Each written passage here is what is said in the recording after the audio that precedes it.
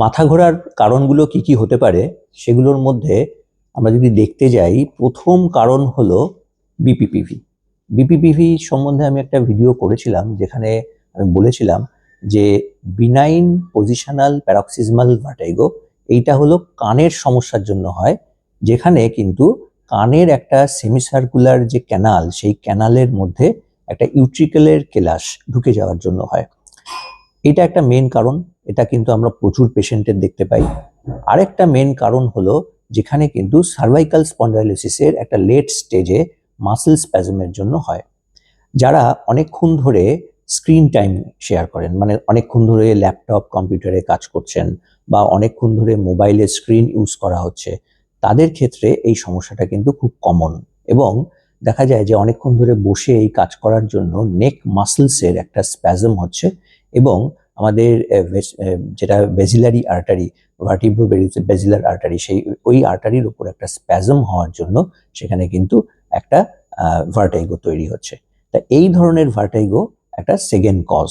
এবং third cause হচ্ছে brain oriented কিছু কারণ, যেখানে কিন্তু নিউরোলজিক্যাল কিছু ফাংশনসের জন্য আলটিমেটলি সেরিবেলামের কিছু প্রবলেম বা পজিশনাল কিছু প্রবলেম বা ব্যালেন্সিং কিছু প্রবলেমের জন্য আলটিমেটলি ভার্টাইগো হয়। তো এই তিন ধরনের মেন কারণ হচ্ছে যেটার জন্য আমাদের কিন্তু ভার্টাইগো বা মাথা ঘোরা হয়ে থাকে।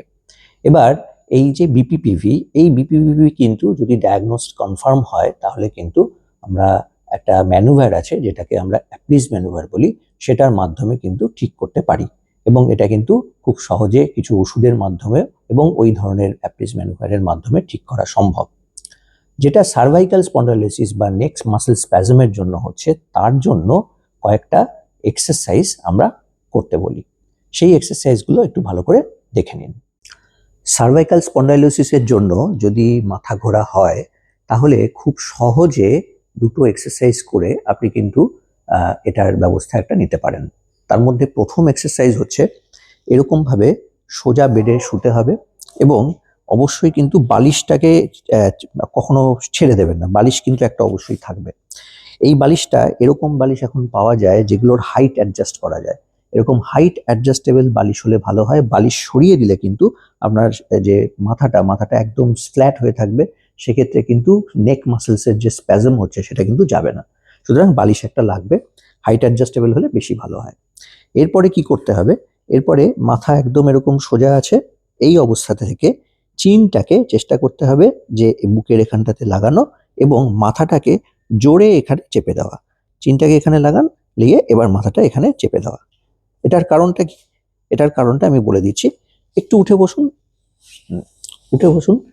আমরা যখন কোনো মোবাইলে বা কোনো কিছুতে দেখি, সাইড ঘুরে যান, তখন আমরা কিভাবে দেখি? নর্মাল এইভাবে। সুতরাং আমরা এইভাবে দেখছি, এইভাবে দেখছি, এইভাবে যখন দেখছি।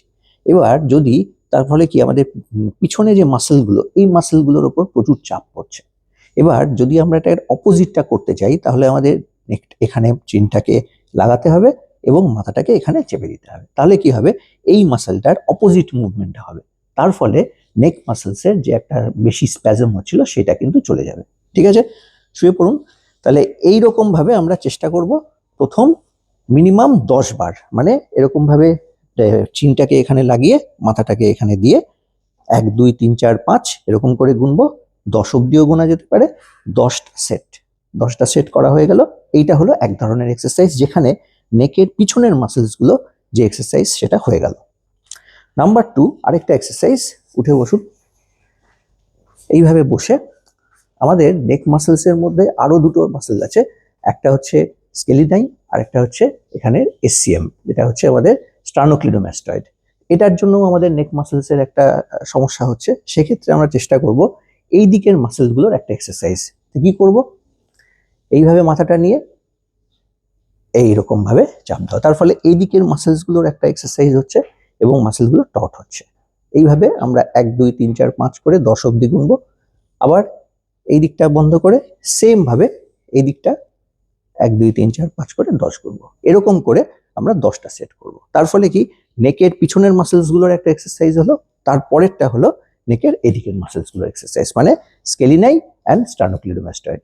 এই দুটো এক্সারসাইজ বাড়িতে কিন্তু যে কেউ করতে পারেন এবং বাড়িতে সকালের দিকে একবার, রাতের দিকে একবার, মোটামুটি 10 থেকে 20 মিনিট করে করলে অবশ্যই কিন্তু এই যেগুলো স্পন্ডাইলোসিস বা সার্ভাইকালের জন্য যে ধরনের মাথা ঘোরা হচ্ছে সেগুলোতে কিন্তু অনেকটা বেনিফিট পাবেন। ঠিক আছে? এই যে এক্সারসাইজগুলো দেখানো হলো, এগুলোর জন্য কিন্তু মানে বেশি সময়ের দরকার নেই। সারাদিনে মোটামুটি সকালের দিকে একটা হাফ অ্যান আওয়ার, রাতের দিকে একটা হাফ অ্যান আওয়ার যদি সময় বার করেন, সেগুলো কিন্তু বাড়িতে বসেই করা সম্ভব এবং নিজে নিজে করা সম্ভব। কোনো হেল্পারও কিন্তু এখানে দরকার নেই। এতে কিন্তু সার্ভাইকাল এর কারণে যদি দেখা যায় যে এরকম মাথা ঘোরা বা ভার্টাইগো হচ্ছে, তাতে কিন্তু খুব ভালো রিলিফ হয়। আর থার্ড যে কারণটার কথা বলছিলাম, যেটা নিউরোলজিক্যাল কারণ বা ব্রেন ওরিয়েন্টেড কোনো কারণের জন্য ভার্টিগো হচ্ছে, তার জন্য কিন্তু আপনাকে ফিজিশিয়ান ভিজিট করতে হবে এবং ফিজিশিয়ান দেখিয়ে অন্য কোনো কারণ কি চলছে বা ব্রেনের একটা এমআরআই করা, সেগুলো করে নিয়ে তবে কিন্তু আপনাকে একটা ডিসিশনে আসতে হবে যে কি জন্য ভার্টিগো হচ্ছে। তা যেটা ফার্স্ট কারণ বলেছিলাম বিপিপিভি, সেইটার জন্য যে অ্যাপ্লিজ ম্যানোভার, সেটা আমি একটা অন্য ভিডিওতে দেখিয়ে রাখবো, সেটার জন্য আমি নিচে লিঙ্কও দিয়ে রাখছি। এবং বিপিপিভির জন্য কিন্তু ওই ম্যানুভারটা আপনাকে করতে হবে। সুস্থ থাকুন, ভালো থাকুন, নমস্কার।